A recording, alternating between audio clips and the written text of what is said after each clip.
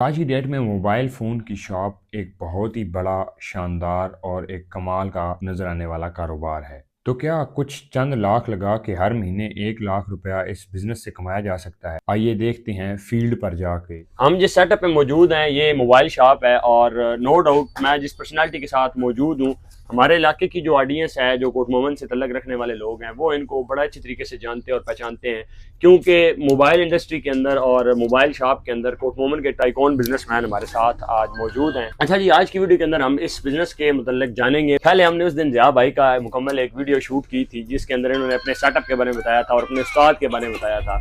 तो आज हम इनके उस्ताद यानी खान मोबाइल पर आ चुके हैं। अस्सलाम वालेकुम खान जी, कैसे हैं? अल्हम्दुलिल्लाह। अच्छा, सबसे पहले आप ये बताइएगा कि आपका बिजनेस मॉडल एक्चुअली है क्या? किस चीज़ के रिलेटेड आप बिजनेस कर रहे हैं? हम मोबाइल के रिलेटेड बिजनेस करते हैं। ठीक है, यानी मोबाइल फ़ोन के साथ साथ उसकी एसेसरीज भी या जिस मोबाइल और मोबाइल की एसेसरीज, उनके कवर, जो पार्ट्स मतलब होते हैं उनकी, वो सब हमारे पास अवेलेबल। रिपेयरिंग वाला काम नहीं होता? रिपेयरिंग वाला काम हमारी और 2 शॉप्स हैं हम पे माशाल्लाह। नेक्स्ट क्वेश्चन ये था कि आपको इस बिजनेस में आए हुए टोटल कितना टाइम हो चुका है? मुझे 20 से 22 साल हो गए इसमें। यानी आप उस वक्त इस बिजनेस में आए हैं जब बिल्कुल इस बिजनेस की शुरुआत थी। कोई बंदा जानता नहीं था मोबाइल्स के बारे में। अच्छा खान साहब, आप जब इस बिजनेस में आए हैं तो आपकी मोटिवेशन क्या थी? आपको किस चीज़ ने अट्रैक्ट किया था? क्योंकि उस वक्त तो इस चीज़ का कोई हमारे शहरों में इतना बड़ा कोई मिसाल एग्जाम्पल नहीं थी, ना कोई ऑलरेडी कोई मॉडल था। देखिए, ये हर बंदे का ना अपना शौक होता है कोई भी काम करने के लिए। जब तक बंदा उस पर फोकस नहीं करता कोई काम नहीं कर सकता। ऐसे ही है बिल्कुल। देखने में सभी कहते हैं ये काम हो रहा है यार, ये मैं कर लूँ, वो कर लूँ। जब तक आपका अपना माइंड सेटअप नहीं ना होगा, आप कोई काम नहीं कर सकते। बस ये अल्लाह पाक की कर्म नवाजी है जो मैंने ये काम शुरू किया और अल्लाह ने फिर इधर ही मुझे कामयाब कर दिया। चले माशाल्लाह। अच्छा, हमारा ये क्वेश्चन होगा कि आपने उस वक्त जब इस बिजनेस को प्रॉपरली शुरू किया था तो आपने क्या रिपेयरिंग को लेके शुरू किया था, या आप रिपेयरिंग उस वक्त होती शायद नहीं होगी, या जिस तरह आप कह रहे हैं उस कि वक्त ओल्ड मैंने टाइम था? मोबाइल के साथ ही शुरू किया था ये बिजनेस। रिपेयरिंग वगैरह तो बहुत कम थी, पता ही नहीं था किसी को इस बारे में। उस वक्त मोबाइल भी शायद कीपैड ही हुआ करते थे। कीपैड मोबाइल्स होते थे, सैमसंग के होते थे, पैनासोनिक होता था। अच्छा अच्छा। मतलब ऐसी कंपनियां थी जो मतलब अब कुछ नहीं है उनमें से। अच्छा, नेक्स्ट क्वेश्चन मेरा ये है कि आपने उस वक्त कितनी इन्वेस्टमेंट से ये काम स्टार्ट किया था? उस वक्त तो 5 से 6 लाख रुपया भी काफी होता था, तो हम 5-6 करोड़ भी हो तब भी कम है इस काम के लिए। 5 से 6 करोड़ वाली बात से ज़ाती तौर पे मैं डिसएग्री हूँ, अनटिल कि आपने किसी बहुत बड़े शहर में बहुत बड़ा एप्पल स्टोर या फिर बहुत ही बड़े लेवल पे होल सेल का काम एज ए डिस्ट्रीब्यूटर करना है। अच्छा, अगर अभी इस बिजनेस को किसी बंदे ने शुरू करना हो, लेकिन आपने पहले बताया कि 5-6 करोड़ भी नाकाफी है, लेकिन अगर एक मामूली से सेटअप से उसे स्टार्ट लेना है, एक मतलब उसे अपना रोजगार शुरू में बनाना है, तो वो कितने पैसे अपने ज़हन में रख के इस बिजनेस में आ सकते? देखिए, बंदा तो 20,000 से भी शुरू करे ना तो अल्लाह पाक की मदद होती है, उसके साथ कारोबार चल जाता है। 20,000 वाली बात भी कुछ खास नहीं। अगर आज की डेट में आपने पाकिस्तान में या इंडिया में कहीं पे भी आपने अगर मोबाइल फ़ोन की शॉप से अपना काम या कारोबार स्टार्ट करना है तो 20,000 वाली बात बिल्कुल फ़जूल है। अलबत्ता अगर आपने कोई स्टॉल वगैरह लगाना हो मोबाइल फ़ोन एक्सेसरीज़ का, तो वो 20,000 में मुमकिन है आज की डेट में लगाना। मेरा मशवरा ये है कि आपने अगर कोई भी काम शुरू करना है तो उसके लिए आपको 2 से 3 साल पहले उसका तजर्बा कर लेना चाहिए, फिर उसके बाद वर्किंग करनी चाहिए। ये एक बड़ा अच्छा पॉइंट इन्होंने दिया है, क्योंकि सबसे पहले अगर आपकी प्रैक्टिस नहीं है, जिस तरह ज़िया भाई ने भी अपनी वीडियो में गाइड किया था कि first of all you have to learn, आप सबसे पहले किसी शॉप पे जाएं, आप पहले काम सीखें, गाहक को डील करना सीखें, फिर इस काम में। अच्छा, नेक्स्ट मेरा ये क्वेश्चन है कि अभी आपके पास जितना माशाल्लाह स्टॉक हम देखते हैं कि काफ़ी ज़्यादा स्टॉक होता है, हम खुद भी काफ़ी मतलब प्रेफर करते हैं कि इनकी शॉप से लिया जाए, क्योंकि आपके रेट्स भी मुनासिब होते हैं और मे भी आप फैक्ट्री से डायरेक्ट पीछे कंपनी से लिंक होते हैं, या कोई बड़ा डिस्ट्रीब्यूटर है जिससे आप आगे सामान? नहीं, हमारा डायरेक्टली कंपनी से सामान आता है। तो जब कंपनीज के बाद नहीं होता तो काफी बड़े डिस्ट्रीब्यूटर्स भी बैठे हुए हैं इधर पाकिस्तान में, माशाल्लाह, उनसे भी सामान लेना पड़ता है। ज्यादातर हमारा कंपनी से ही आता है। अच्छा, आप होलसेल के ऊपर भी काम करते हैं? जस्ट बिल्कुल होलसेल पे काम करते हैं हम। अच्छा, होलसेल का भी है साथ में, लेकिन आगे पीछे तमाम शॉपकीपर्स जो है ना वो जानते हैं मुझे, वो लेके भी जाते हैं इधर से स्टॉक मेरे पास। ठीक है, यानी अभी तो आप एक मतलब एक डिस्ट्रीब्यूटर लेवल पे कह सकते हैं कि आप पहुंच चुके हैं। अल्हम्दुलिल्लाह।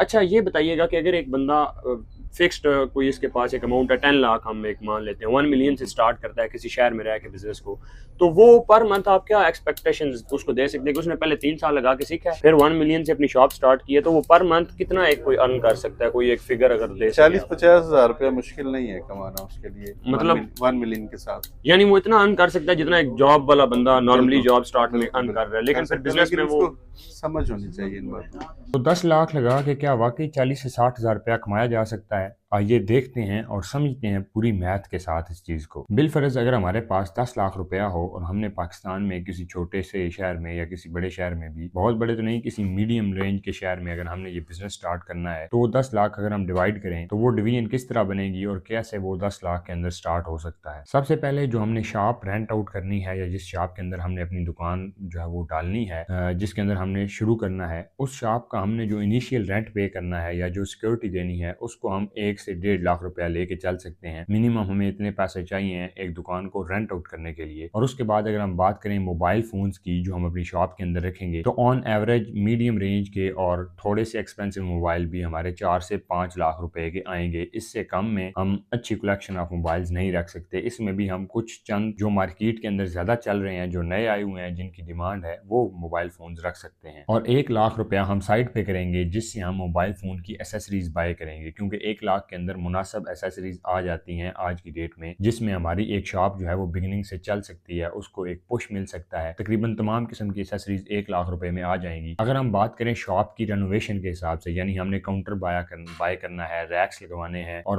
अपनी शॉप को थोड़ा सा रेनोवेट करना है, पैनाफ्लेक्सेस वगैरह लगेंगे या डोर लगते हैं, तो 1 से 1.5 लाख रुपया हमारा इसमें भी सीधा सीधा जाएगा। और ये सारा कुछ काम करने के बाद हमारे पास नेट कैश होना भी बहुत जरूरी है, या हमारे डिजिटल बैंक जैसा कि जैज कैश, इजी पैसा या हमारे जो ऑनलाइन बैंक हैं उनके अंदर पैसा होना भी बहुत जरूरी है, ताकि हम अपने बिजनेस को चला सकें, जिसे हम वर्किंग कैपिटल कहते हैं। यानी हम अगले 3 से 4 या 3 से 6 माह अपने बिजनेस के अंदर हमें जरूरत ना पड़े कहीं से हमें पैसे मांगने की, हमें इशू सामना ना करना पड़े, तो इसके लिए हमारे पास 2.5 से 3 लाख रुपया होना चाहिए। तो 10 लाख के अंदर अपना एक मुकम्मल स्टार्टअप हम ले सकते हैं, लेकिन असली प्रॉब्लम यहीं से शुरू होती है। ऑन एवरेज अगर हमारा नेट प्रॉफिट जो है वो बिजली के बिल, हमारा रेंट, सारी चीजें निकाल के, अगर हमने एक आधा बंदा भी रखा हुआ है सैलरी पे, उसका भी खर्चा हम निकालेंगे, तकरीबन हम अगर 50 और 60 के दरमियान चलते हैं, 55,000 रुपया, 55,000 रुपीज अगर हमें बचाने हैं, अगर हमें बचते हैं, तो साल का ये तकरीबन बनता है 6,60,000 रुपया बनेगा रिटर्न ऑन इन्वेस्टमेंट। यानी हमने जितने पैसे लगाए हैं उसके कितने परसेंट हमें वापस मिल रहा है, तो ये तकरीबन उसका 66% हमें वापस मिलेगा एक साल के अंदर। अब देखने में तो ये काफी अच्छा लगता है, लेकिन रियलिटी कुछ और ही है। अगर हमें 55,000 रुपया कमाना है तो हमें तकरीबन 4 से 4.5 लाख रुपए की सेल चाहिए, क्योंकि हम जो मोबाइल फ़ोन सेल करेंगे, तो पर मोबाइल फ़ोन सेल करने पे जो मोबाइल फ़ोन का प्रॉफिट मार्जिन है वो 2 से 8% है, और जो हम मोबाइल फ़ोन एसेसरीज़ को सेल करेंगे तो उनसे जो हमारे पास नेट प्रॉफिट आएगा वो 30% प्लस तक है। यानी एसेसरीज़ में जो है मार्जिन बहुत ज़्यादा है बनिस्बत मोबाइल्स के। मोबाइल की एक तो मार्केट रेट भी फ्लक्चुएशन होती रहती हैं, और उसके अलावा उसमें इतना ज़्यादा अच्छे जो हैं वो रेट्स हमें, इतना अच्छा मार्जिन हमें देखने को नहीं मिलता। और अगर हमने रिपेयरिंग करने वाला एक बंदा रखा हुआ है, उसकी सैलरी निकाल के जो हमारे पास रिपेयरिंग का मार्जिन बचता है वो तकरीबन 5 से 10% मार्जिन है। हमारे जो स्पेयर पार्ट्स हैं उनको लगा के 5 से 10% सैलरी निकाल के बन जाता है। अगर अब हम तीनों चीज़ों को ब्लेंड करते हैं तो तकरीबन हमें 4.5 लाख रुपए की सेल चाहिए अपना 55 से 60,000 रुपया कमाने के लिए, जो कि शुरुआती दिन में या शुरुआत जब हम करते हैं अपने बिजनेस कारोबार की, तो उस वक्त काफ़ी मुश्किल है। चलें अब वीडियो का एंड अप करते हैं। सिर्फ आप ये बता दीजिए कि आपने जो एक्सपीरियंस लिया है, अगर न्यू बंदा इस कारोबार में आता है तो उसे किन चीज़ों का ध्यान रखना चाहिए, किन चीज़ों से बचना चाहिए, कैसे बिजनेस में एक्सेल कर सकते हैं। देखिए, उससे सबसे पहले उधार से बचना चाहिए, ठीक है। किसी के साथ उधार नहीं करना। दूसरा, चीजें चेक करके लेनी पड़ेंगी, मतलब फॉल्टेड चीजें भी आती है इधर, वो परचेज नहीं करनी चाहिए। ठीक है। अच्छा, पहले आपने पॉइंट दिया कि उधार कोशिश करे ना दे ना ले, और दूसरे नंबर पे आपने कहा कि चेक करके चीजें ले, फॉल्टेड पीस ना हो। इसके अलावा आप जो चीज ऐड करना चाहिए। इसके अलावा ये है कि आप इसमें ज्यादा फोकस ये करें कि मोबाइल जो आपके पास सेल परचेज के लिए आते हैं वो रॉबरी के ना हो। ठीक है। ठीक है, उनमें बहुत नुकसान होता है। अगर आप उसकी डिटेल भी लिख लेते हैं, फिर भी पुलिस वाले आपसे वो ले जाते हैं, आपको पैसे नहीं मिलते। ठीक है। लेकिन डिटेल आपके पास होनी बहुत जरूरी, क्योंकि सेकंड हैंड भी परचेज दुकानदार करते हैं। सबसे बड़ा रिस्क ये है कि ये मार्केट जो है मोबाइल शॉप की मार्केट, ये बहुत ही ज़्यादा सैचुरेटेड है, यानी बहुत ही ज़्यादा रश है, बहुत ज़्यादा कंपटीशन है।